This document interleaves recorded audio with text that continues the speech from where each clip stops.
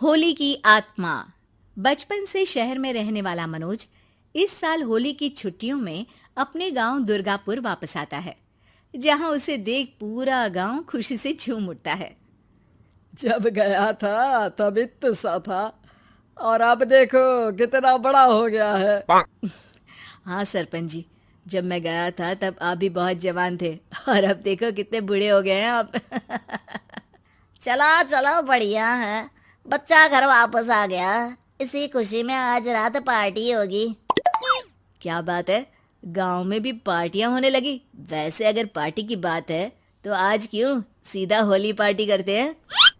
Holi party की बात सुन चहल पहल में अचानक सन्नाटा छा जाता है, जिसे देख मनोज को कुछ अजीब लगता है, लेकिन तभी सरपंच बात पलट देता है।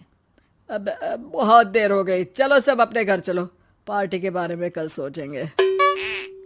मनोज भी मम्मी पापा के साथ घर आ जाता है, पर होली पार्टी और उस पर पूरे गांव की खामोशी वाली बात अभी तक उसके जहन से निकलती नहीं। पापा, होली पार्टी की बात पर सब चुप क्यों हो गए थे? अरे होगी उनकी कोई अपनी बात। मुझे गांव की पंचायत ही थोड़ी पता है। थक गया हूँ, चलो सो जाते हैं, कल बात करते हैं। पापा की बात मानते हुए मनोज भी सोने चला जाता है।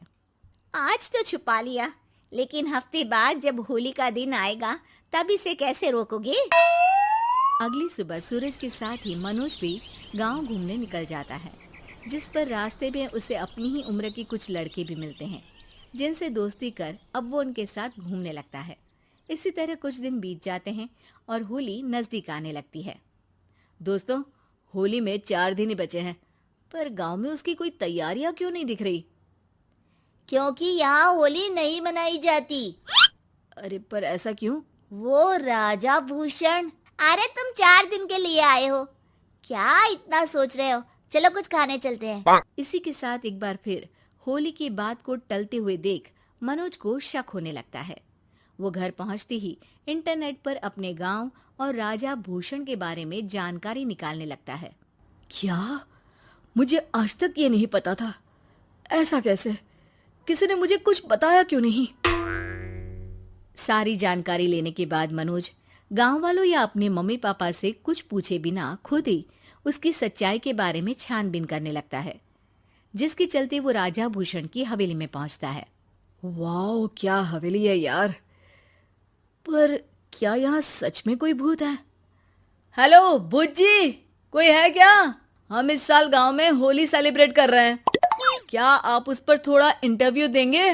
मनोज के ऐसा बोलते ही गांव में तूफान उठ जाता है और हवेली में रखी सारी चीजें हिलने लगती है। एक अदृश्य शक्ति मनोज को धक्का देकर हवेली से बाहर निकाल दरवाजा बंद कर लेती है। ये सब देख मनोज हैरान रह जाता है।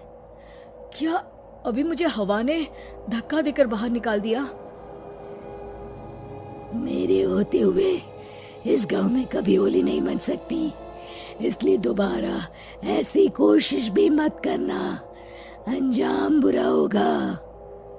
आवाज सुन मनोज हैरानी से इधर उधर देखने लगता है, पर उसे कोई दिखाई नहीं देता। वो गांव वापस आ जाता है, जहां तूफान की वजह से सब कुछ तहस महस हो चुका होता है। आखिर ये तूफान आया कैसे? ना ऐसा कोई मौसम था और ना ही हमने होली का त्योहार मनाने की बात की थी। सरपंच की बात पर कोई रिएक्शन दिए बिना मनोज चुपचाप अपने घर चला जाता है। इस तरह देखते ही देखते होली का दिन भी आ जाता है और मनोज रंग लेकर गांव में निकल जाता है, लेकिन गांव पूरी तरह खाली होता है। अरे त्योहार का दिन है, धूमधाम की जगह मातम क्यों मनाया हुआ है? मनोज की आवाज सुन सब अपने घर की खिड़कियां खोल के घर के अंदर से ही उसे वापस जाने के लिए कहने लगते हैं, पर वो किसी की नहीं सुनता। तुझे पहले भी समझाया था, अगर होली खेलने की कोशिश भी की तो अच्छा नहीं होगा। अरे बात मान लो बेटा, तुम्हें सच नहीं पता। मुझे सब पता है। सालों पहले इस राजा ने एक अंधविश्वास फैलाया और आप लोग आज तक उसे मानते आ रहे हो। अरे बेटा, जब तुम पैदा भी नहीं हुए थे उससे भी बहुत पहले से इस गांव पर होली का श्राप है। अगर गांव में होली का त्योहार मनाया जाता है तो प्रलय आना पक्की बात होती है। राजा भूषण इस सब में नहीं मानते थे और त्योहार मनाने लगे, जिसके चलते होली वाले ही दिन पहले उनके बेटे की और फिर उनकी मृत्यु हो गई। तभी से गांव की रक्षा के लिए उनकी आत्मा उस हवेली में रह रही है। सबकी बातें सुन मनोज उलझन में पड़ जाता है। सोचना भी मत मनोज, अगर तुमने इस परंपरा को तोड़ने की कोशिश भी की तो उसका परिणाम इस गांव और गांव के लोगों के लिए अच्छा नहीं होगा। मुझे भी यकीन नहीं हो रहा कि आप लोग एक बेतुकी बात को मानकर सालों से रंगों के त्योहार को मातम की तरह मनाते आ रहे हो। मनोज किसी की कोई बात ना मानते हुए पूरे गांव में रंग बिखेर देता है, जिसके तुरंत बाद वहां तूफान के साथ बिजलियां गरजने लगती है। अचानक मौसम में ऐसा बदलाव देख जहां मनोज कंफ्यूजन में आ जाता है, वहीं गांव वाले डर से सहम जाते हैं।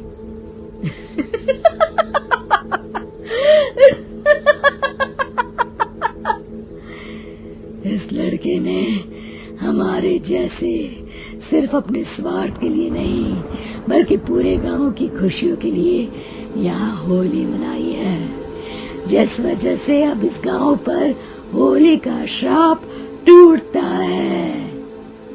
ऐसा बोलकर राजा का भूत वहां से गायब हो जाता है, जिसके बाद गांव के लोग धूमधाम से होली मनाते हैं।